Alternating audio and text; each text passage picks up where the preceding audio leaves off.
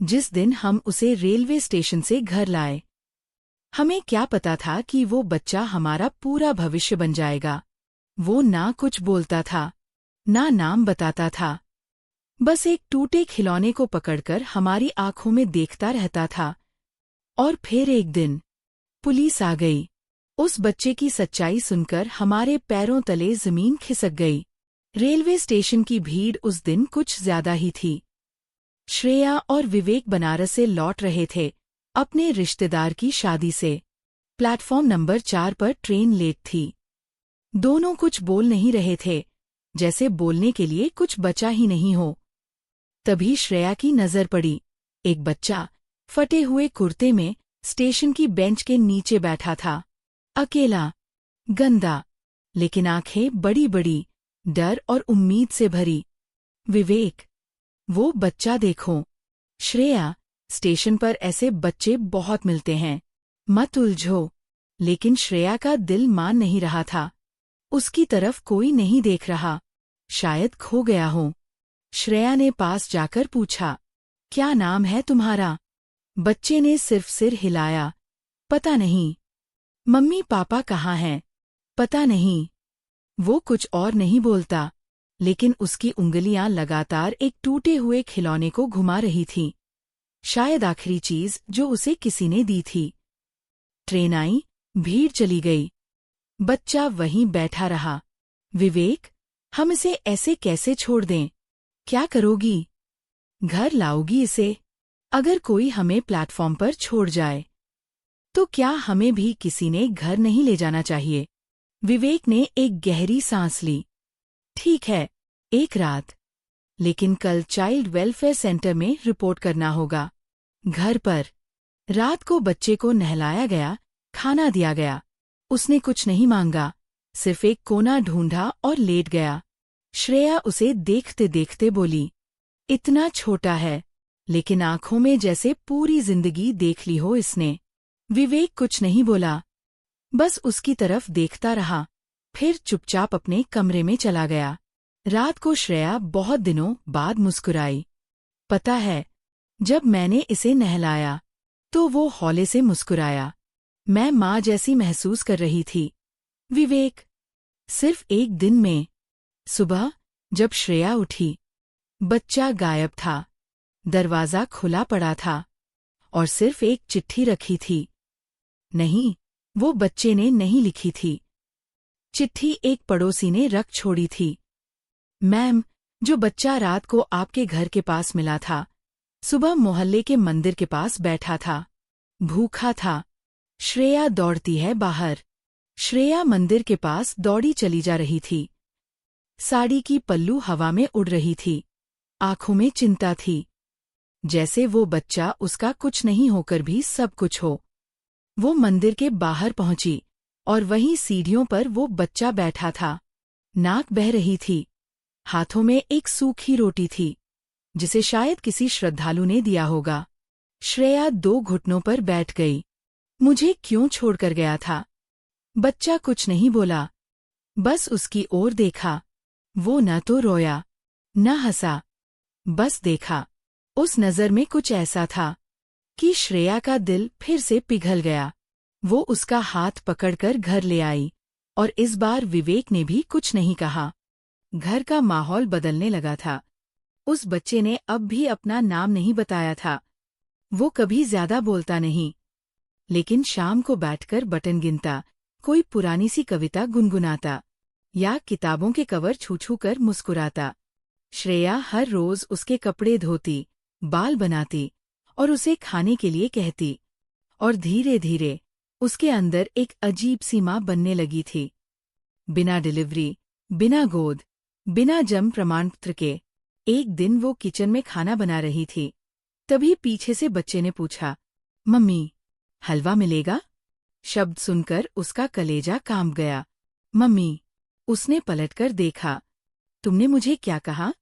बच्चा शर्मा गया। मम्मी, अगर बुरा ना लगे। श्रेया की आंखें भर आईं। कभी नहीं लगेगा बेटा। लेकिन विवेक अब भी दूरी बनाए रखे था। रात को जब वो बच्चे को कहानी सुनाने बैठा, तो शब्द उसके मुंह में उलझ जाते। मैं कैसे? कैसे उसे अपना मान लूं? श्रेया ने कहा, जिस दिन तूने ये सवाल पूछा उसी दिन जवाब भी मिला। उसे मानना नहीं पड़ता विवेक, वो अपने आप हो जाता है। कानूनी प्रक्रिया। अगले दिन दोनों बच्चे को लेकर बाल संरक्षण केंद्र पहुंचे। वहां अधिकारी सुजाता मैम ने सख्त लहजे में पूछा, आपके पास इसका कोई डॉक्यूमेंट है? आधार, मेडिकल पेपर, लावारिस रिपोर्ट? विवेक बोला, नहीं, बच्चा हमें स्टेशन पर मिला था। हमने थाने में जानकारी दे दी है, बस उसे छोड़ना नहीं चाहते। सुजाता मैम ने लंबी सांस ली।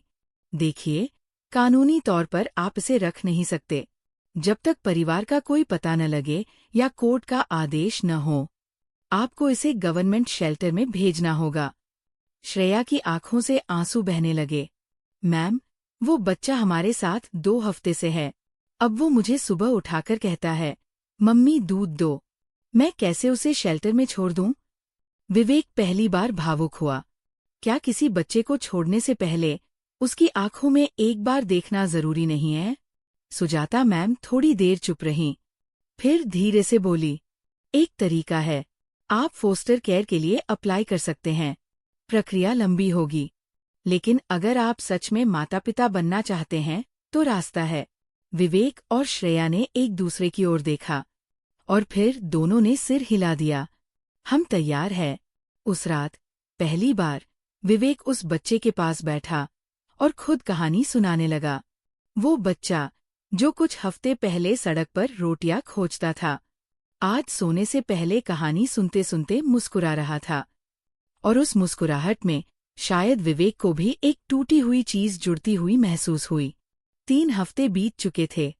श्रेया अब हर सुबह उस बच्चे के लिए दूध में हल्दी डालती थी। वो बार बार खांसता था, लेकिन मुंह से कभी कुछ नहीं कहता। विवेक अब उसे स्कूल छोड़ने भी जाने लगा था। स्कूल का नाम लिखवाने के लिए उन्होंने उसे एक नया नाम दिया, अर्जुन। बच्चे को ये नाम बहुत अच्छा लगा, अर्जुन, जो हर सवाल का निशाना लगा सकता है। श्रेया ने हंसते हुए कहा, तो अब तू सबका अर्जुन है। फोस्टर केयर प्रक्रिया चालू थी। हर सप्ताह अधिकारियों की विजिट होती थी। कभी डॉक्यूमेंट मांगे जाते, कभी काउंसलिंग, कभी इंटरव्यू। एक दिन एक अधिकारी ने अर्जुन से पूछा, तुम्हें पिछला कुछ याद है? मम्मी पापा का नाम, गांव का नाम? अर्जुन चुप रहा। थोड़ी देर बाद धीरे से बोला, एक खिड़की याद है, जिसके बाहर नीम का पेड़ था। एक औरत चोटी बनाती थी और मैं भाग जाता था। बस इतना ही। श्रेया की आंखों में पानी आ गया। शायद कुछ बहुत बुरा हुआ होगा जो भूल गया या भुला दिया गया। ट्विस्ट की शुरुआत। एक शाम दरवाजे पर दस्तक हुई। विवेक ने दरवाजा खोला। सामने स्थानीय पुलिस का कांस्टेबल खड़ा था, साथ में एक महिला अधिकारी। श्रीमान सक्सेना, हमें आपके यहाँ रह रहे बच्चे के बारे में कुछ जानकारी चाहिए। श्रेया घबरा गई। क्या हुआ साहब? कोई शिकायत? महिला अधिकारी बोली, पिछले महीने कानपुर स्टेशन से एक 7 साल का बच्चा गायब हुआ था। उसी उम्र के बच्चे की गुमशुदगी दर्ज है। तस्वीर मिलाइए। उन्होंने मोबाइल पर एक धुंधली सी तस्वीर दिखाई। बिल्कुल अर्जुन जैसा चेहरा था। श्रेया और विवेक सन्न रह गए। आप हमें उसे कुछ मिनट के लिए दिखा सकते हैं? अर्जुन अंदर से आया। जैसे ही महिला अधिकारी ने उसका चेहरा देखा, उन्होंने धीरे से पूछा, बेटा, तुमने कभी कानपुर में रहा है? अर्जुन थोड़ी देर चुप रहा, फिर धीरे से बोला, वहां बहुत भीड़ थी और एक दिन सब चला गया। अधिकारी गंभीर हो गई। हमें डीएनए टेस्ट कराना होगा। ये कानूनी प्रक्रिया है। विवेक, अगर अर्जुन हमें छोड़कर चला गया तो क्या होगा? विवेक भी बहुत देर तक खामोश रहा। शायद वो कभी हमारा था ही नहीं, लेकिन जो कुछ पल उसने हमारे साथ जिए, वो सिर्फ हमारे थे। श्रेया बोली, वो सिर्फ पल नहीं थे, वो मेरी माँ बनने की आखिरी उम्मीद थे। और अगले दिन पुलिस अर्जुन को मेडिकल टेस्ट के लिए लेकर गई। श्रेया ने उसका हाथ पकड़ा, लेकिन अर्जुन ने खुद उसका हाथ खींचकर पकड़ लिया। अगर मुझे कहीं और जाना पड़ा तो क्या आप मुझे भूल जाएंगी? श्रेया कांपती आवाज में बोली। तेरा नाम अर्जुन मैंने दिल से रखा है। अब तुझे कोई दूसरा नाम दे भी दे, तू मेरे लिए अर्जुन ही रहेगा। वो दोनों बस एक दूसरे को देख रहे थे, जैसे अब कुछ कहने को रह ही नहीं गया था। 3 दिन हो चुके थे। अर्जुन अब बाल संरक्षण विभाग की ट्रांजिट होम में था। वहां उसे अच्छे से रखा गया था, लेकिन श्रेया की आंखें हर सुबह उसी बिस्तर की तरफ उठती थीं, जहां अर्जुन सोया करता था। विवेक ने कई बार देखा, वो रात को अर्जुन के छोड़े खिलौनों को साफ कर रही होती। कभी वो किताब जिसमें अर्जुन ने पेंसिल से अपना नाम लिखा था, अर्जुन सक्सेना, वो उसके तकिए के नीचे रख देती। तूने देखा विवेक, उसने अपना नाम हमारा नाम रखकर लिखा था। विवेक बस चुप रहा। डीएनए रिपोर्ट का दिन। शाम के 4 बजे मोबाइल पर अनजान नंबर से कॉल आया। बाल कल्याण समिति की अधिकारी सुप्रिया मिश्रा थी। सर, डीएनए रिपोर्ट आ गई है, आप दोनों आ सकते हैं। विवेक और श्रेया तुरंत रवाना हुए। बाल कल्याण कार्यालय। कागज के उस लिफाफे को अधिकारी ने धीरे से खोला। अंदर से निकली रिपोर्ट, और उन्होंने सिर्फ एक लाइन पढ़कर सुनाई। No genetic match found. Arjun उस गुमशुदा बच्चे का बेटा नहीं था, वो कोई और था, और उसकी असली पहचान अभी भी अनजानी थी। एक लंबी चुप्पी। श्रेया की आंखें भर आईं, लेकिन इस बार खुशी के साथ। तो क्या अब वो वापस आ सकता है? अधिकारी बोली। हाँ, अब आप फोस्टर प्रक्रिया में बिना रोक-टोक आगे बढ़ सकते हैं। हालांकि आप चाहें तो उसे गोद लेने की प्रक्रिया भी शुरू कर सकते हैं, लेकिन उसमें वक्त लगेगा। श्रेया बोली। वक्त चाहिए, मगर हम अपना बच्चा वापस चाहते हैं। अर्जुन हमारे घर, हमारे दिल और अब हमारे नाम का हिस्सा बन चुका है। वापसी का दिन। जब अर्जुन दरवाजे पर लौटा तो उसकी आंखों में डर था। मैं अब यहाँ रह सकता हूँ क्या? विवेक पहली बार झुका और उसे गले लगाया। अब तू कहीं नहीं जाएगा बेटा, ये तेरा घर है। अर्जुन चुपचाप उसकी छाती से लग गया। बाबा की बात। एक शाम अर्जुन फिर वही पुरानी आदत से पास की चाय की दुकान पर गया।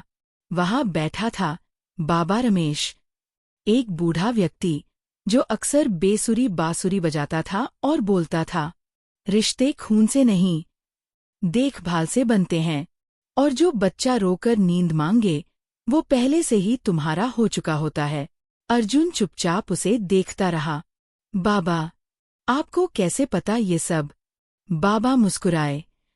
मुझे भी एक बार किसी ने उठाकर गले लगाया था, तभी से मैं समझ गया, माँ बाप बनने के लिए किसी सबूत की जरूरत नहीं होती। आखिरी दृश्य। कुछ महीने बाद अर्जुन स्कूल यूनिफॉर्म में तैयार खड़ा था, पीठ पर बैग, हाथ में टिफिन।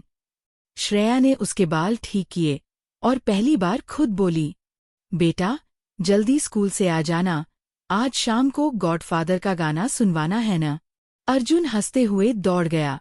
विवेक और श्रेया बालकनी से देखते रहे।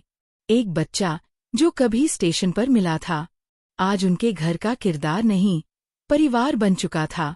इसमें कुछ साल बाद अर्जुन बड़ा हो रहा होगा, परिवार में सब कुछ ठीक चल रहा है, लेकिन अर्जुन को अचानक अपने अतीत के बारे में कुछ सुराग मिलते हैं, जिससे तय करना होता है कि वो जड़ की तलाश करे या अपने फूलों को सींचे। 6 साल बीत चुके थे। अर्जुन अब 13 साल का हो चुका था। सीधा सादा, समझदार और अपनी माँ श्रेया की तरह संवेदनशील, और पिता विवेक की तरह संयमी। वो स्कूल में डिबेट्स जीतता, कविता लिखता और मोहल्ले के बच्चों को पढ़ाता। पर एक चीज अब भी अधूरी थी, उसका अतीत। एक दिन की शुरुआत। स्कूल प्रोजेक्ट के लिए उसे अपने जन्म से जुड़ी कहानी लिखनी थी। बाकी बच्चों ने लिखा, मैं बनारस में पैदा हुआ, मेरी माँ डॉक्टर हैं, मेरे दादा दादी ने नाम रखा था। अर्जुन ने पन्ना खाली छोड़ा। घर आकर वो सीधे विवेक के ऑफिस में गया। पापा, क्या मैं एक बात पूछ सकता हूँ? बिल्कुल बेटा, मैं कौन हूँ? विवेक ठिठका। तू अर्जुन है। लेकिन उससे पहले विवेक ने एक लंबी सांस ली। हम नहीं जानते बेटा। स्टेशन पर मिले थे, रिपोर्ट करवाई, पुलिस ने भी खोज की, लेकिन कुछ नहीं मिला। अगर मैं वापस ढूंढना चाहूं तो क्या आप रोकेंगे? विवेक का जवाब। विवेक उसकी आंखों में देख रहा था, फिर पास आया। अर्जुन, तू जान सकता है, लेकिन एक बात याद रखना, जिसका अतीत तुझे ना खोजे, उसे खोजने का मतलब सिर्फ तब होता है जब तू आज को खोने को तैयार हो। अर्जुन कुछ नहीं बोला, सिर्फ सिर झुका लिया। अर्जुन की खोज। अगले हफ्ते वो चाइल्ड वेलफेयर कमेटी गया, अपने नाम से रिकॉर्ड्स मांगे। पुराने दस्तावेज में एक रिपोर्ट मिली। स्टेशन से मिला बच्चा, नीला कुर्ता, सफेद धागा बंधा हुआ। उसने सोचा, क्या कोई मंदिर, क्या कोई मेल, क्या कोई तस्वीर? लेकिन कुछ ठोस नहीं मिला। वो कानपुर, बनारस, प्रयागराज, जहां भी रिपोर्ट थी, वहां गया। हर जगह वही जवाब। लड़के की पहचान नहीं मिली। शायद लावारिस था। बाबा रमेश से आखिरी बार मिलना। अर्जुन उसी शाम उस पुरानी चाय की दुकान पर पहुंचा। बाबा अब बूढ़े हो चुके थे। कमर झुकी, लेकिन आंखें अब भी चमक रही थीं। आ गया अर्जुन बेटा। बाबा, क्या इंसान बिना अतीत के भी पूरा हो सकता है? बाबा ने हंसते हुए कहा, तेरी रगों में खून तो है, पर रूह में प्यार है बेटा। कभी अपने जन्म के नाम पे न जाना। जिसने तुझे अपनाया, वो तेरे जन्मदाता से कम नहीं। फूल को कौन उखाड़ कर देखता है, उसकी जड़ कैसी थी? अच्छा लगता है तो बस महक लेता है। अर्जुन का फैसला। घर लौटते ही अर्जुन ने एक लिफाफा निकाला, जिसमें उसकी जन्म की खोज के सारे दस्तावेज, पुलिस रिपोर्ट्स, कागजात थे। वो बालकनी में गया और धीरे धीरे उन कागजों को फाड़कर हवा में उड़ा दिया। श्रेया ने देखा। क्या कर रहे हो बेटा? माँ, मुझे अब अपना अतीत नहीं जानना। मुझे तो वो सब याद है, जब आपने पहली बार मेरा टिफिन पैक किया था, जब पापा ने मुझे पहली बार साइकिल चलाना सिखाया था। वो मेरा बचपन है, और वही मेरा जन्म भी है। विवेक धीरे से बोला, तू हमारे पास आया था एक सवाल बनकर, लेकिन आज तू हमारा जवाब बन गया। अर्जुन अपनी स्कूल डायरी में लिख रहा था, कुछ कहानियां जन्म से नहीं, अपनाए जाने से शुरू होती हैं। मुझे नाम किसने दिया, ये अब मायने नहीं रखता। मैं अर्जुन हूँ, माँ की गोद से और पापा के विश्वास से जन्मा हुआ, और मुझे अपने हिस्से का प्यार मिल चुका है। छू गई हो, अब मैं आगे सिर्फ चैनल को सब्सक्राइब कीजिए, क्योंकि हम यहाँ सिर्फ कहानियाँ नहीं सुनाते, आत्मा तक पहुँचाने वाले रास्ते दिखाते हैं।